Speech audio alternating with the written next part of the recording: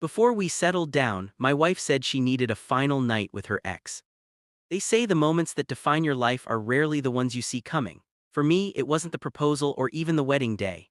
It was the quiet Tuesday night when my fiancée said two words, closure night. She wanted to officially end the chapter with her ex. By spending one last night with him, most people would have walked. They would have called it a red flag the size of a planet, but I did something different.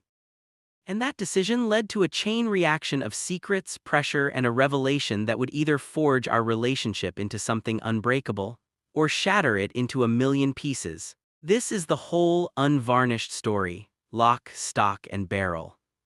Dear Narrative Hub customer, before you get lost in this epic adventure, I have one big favor to ask.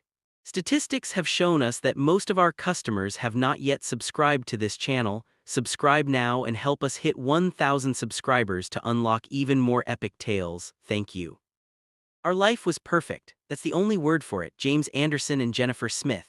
It sounded solid, dependable. We had the apartment with the exposed brick wall we'd both dreamed of, two goofy rescue dogs, and a wedding date circled in red on our kitchen calendar just 3 weeks away. I'd look at her across the dinner table, her laughter filling the space between us, and feel this profound sense of calm. I'd won. I had the girl, the life, the future. Everything was charted, secure, inevitable. Then came that Tuesday. It started like any other. We ate takeout on the couch, debated which show to binge watch, and talked about the seating chart for the wedding. It was mundane. It was beautiful. And then, during a commercial break, she turned to me, her expression unreadable. "James," she said, her voice quiet but firm, "we need to talk." My stomach tightened. Those are the words that precede earthquakes. She took my hand. Her skin was cool. "Before we get married, before we start our forever, there's one loose end I have to tie up for good." I waited, my heart starting a low, heavy drumbeat against my ribs. "I need to see Kyle," she said. "Kyle Stewart, the ex, the one who came before me, the ghost whose name was an unspoken rule in our home.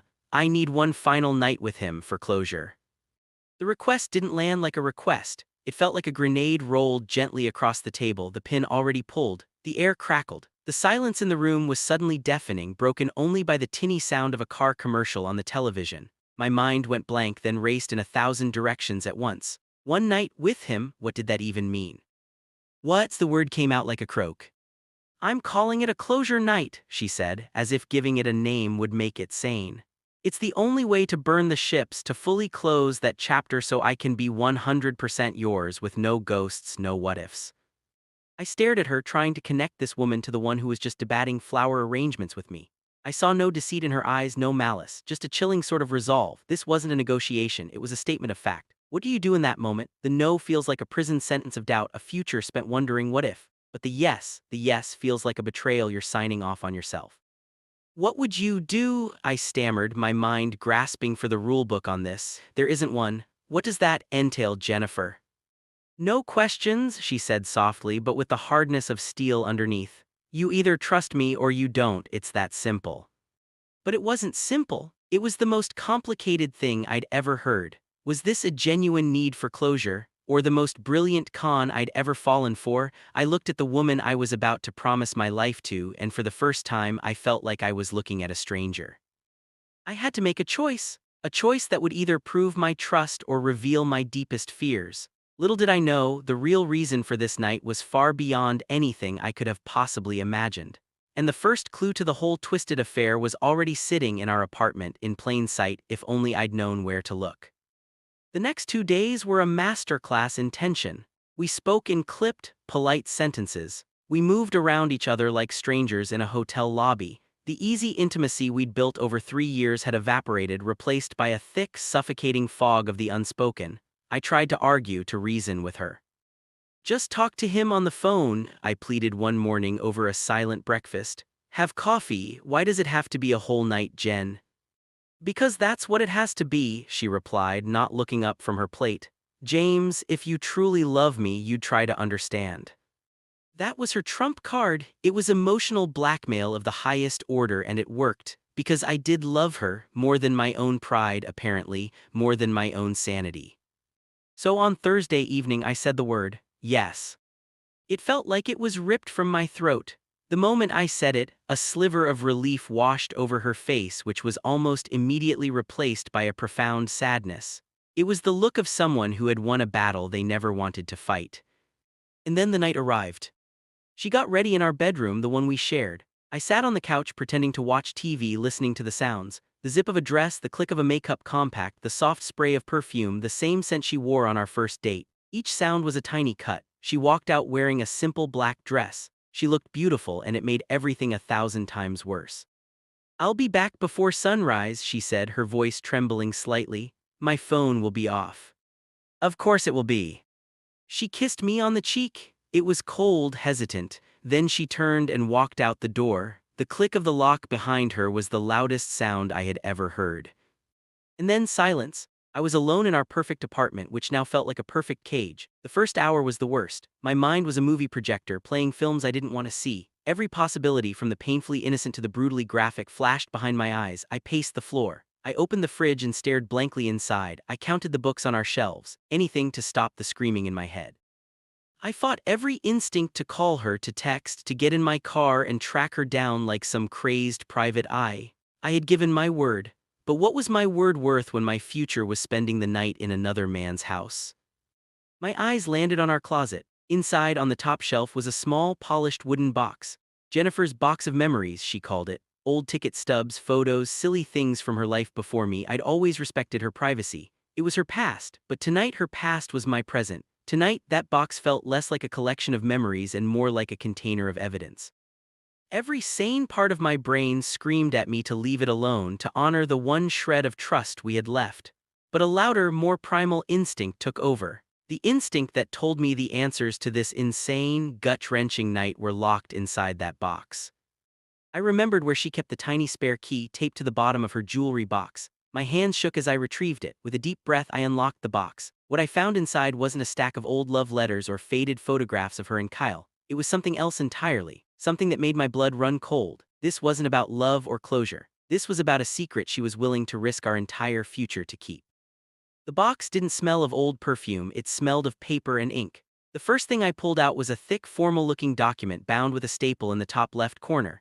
It was a patent filing from 7 years ago. The invention was some kind of complex data compression algorithm, and the names of the inventors were listed clearly at the bottom: Jennifer Smith and Kyle Stewart.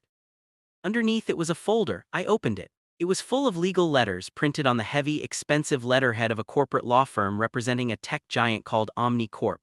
The letters were cease and desists, then infringement notices, then increasingly threatening demands. They were dated from 6 years ago. It looked like Omni Corp had sued them into the ground. But then I saw another stack of letters tucked at the very bottom. These were new, dated within the last 3 months. They were from the same law firm, addressed to Jennifer. They were aggressive, outlining Omni Corp's renewed claim on the patent and threatening a new, public and reputation-destroying lawsuit. My heart hammered against my ribs. This wasn't a ghost from her past, it was a corporate monster. The final item in the box was a single, folded piece of paper. It wasn't a legal document. It was a letter from a hospital addressed to Kyle. I know I shouldn't have read it, but I was past that point. I unfolded it. It was a diagnosis, a grim one, a degenerative neurological condition. The prognosis was stark and measured in months, not years. The pieces started clicking into place, but the picture they formed was terrifying. This wasn't a romantic reunion. This was a deal, a negotiation, a transaction, and Kyle was dying. Suddenly, I felt like the world's biggest fool. My jealousy, my hurt feelings, they seemed so small, so petty in the face of this. She was dealing with corporate sharks and a dying ex-partner, and she was doing it alone because she didn't want to burden me, or maybe she was scared of what I'd think. As I was trying to process it all, to reframe the entire narrative of the last 48 hours, my phone buzzed on the coffee table. It was a text message from a number I didn't recognize. My blood froze as I read the words. "She shouldn't have come, they changed the terms, you need to get her out of there, now." The text wasn't a warning, it was a siren. A confirmation of the deep, gnawing danger I suddenly felt in the pit of my stomach. Who sent it? And what did they mean? They changed the terms. The night was no longer about me waiting for my fiancée to come home from a tryst with her ex. It was about whether I needed to go and rescue her from a situation that was spiraling violently out of control. I didn't hesitate. I grabbed my keys, flew out the door, and was in my car before I'd even fully processed the plan. I broke every promise I'd made to her in those 30 seconds, but the text message had changed the rules of the game. I put Kyle's address into my GPS. I'd found it on one of the legal letters and peeled out of my parking spot. The address was for a place 20 miles out of the city, a remote house tucked away in the hills. The drive was a blur of adrenaline and fear. What had I sent her into? What kind of ruthless people were OmniCorp? Were they threatening her? Was she in physical danger? My imagination, which had tortured me with images of infidelity just an hour earlier, now tortured me with far more sinister scenarios. I killed my headlights as I turned onto the long gravel driveway, parking the car behind a thicket of trees. I crept toward the house. It was a modern place, all glass and sharp angles. Through a large picture window, I could see the scene inside. It wasn't a romantic candlelit dinner. It was a boardroom meeting from hell. Jennifer was there, her back rigid. Across a table from her sat Kyle. I was shocked by his appearance. He was gaunt, pale, and looked impossibly tired. He was visibly unwell. And standing between them, packing like a caged wolf, was a third man. He wore an expensive, sharp suit that seemed out of place in the quiet hills. He wasn't a friend, he was a fixer. He slid a document across the table. The atmosphere was so tense I could feel it through the glass. I watched as Jennifer and Kyle spoke in low tones. Then, with a look of utter defeat, Kyle took a pen and signed the document. Jennifer followed. The man in the suit snatched the papers, gave them a curt nod, and left without another word. As the fixer's car crunched down the gravel driveway and past my hiding spot, I got out of my car. Jennifer walked out of the front door a moment later, her shoulders slumped. She stopped dead when she saw me standing there, illuminated by the porch light. Her face was a canvas of shock, exhaustion, and something else, relief. The shocking conversation I had imagined having at sunrise began right there, in the cold night air. "James, what are you doing here?" "I could ask you the same thing," I said, my voice hoarse. "I know, Jen, I looked in the box, I know about the patent, about OmniCorp, I know Kyle is sick." Tears instantly welled in her eyes, and the dam of composure she had maintained for days finally broke. She told me everything, lock, stock, and barrel. OmniCorp had come back with a vengeance. They found a loophole and were going to bury her in legal fees and ruin her professional reputation to get their hands on that algorithm, which was now worth a fortune. Kyle, stubborn and proud even in his final months, refused to sign over the patent. He felt OmniCorp had stolen their youth and their dream, and he wouldn't give them a win. But he was also terrified of leaving her to face them alone. The closure night was his idea. It was a piece of high-stakes theater. He told OmniCorp's lawyers that the only way he would even consider signing was if they facilitated one last, uninterrupted night for him and Jennifer to say goodbye to their shared past. He knew it sounded insane. He was counting on it. It was a power play, a dying man's last gambit to get OmniCorp to the table and negotiate terms that would protect Jennifer after he was gone. He used their own ruthlessness against them, forcing them to arrange this bizarre, uncomfortable meeting. "He wasn't trying to get me back, James," she sobbed.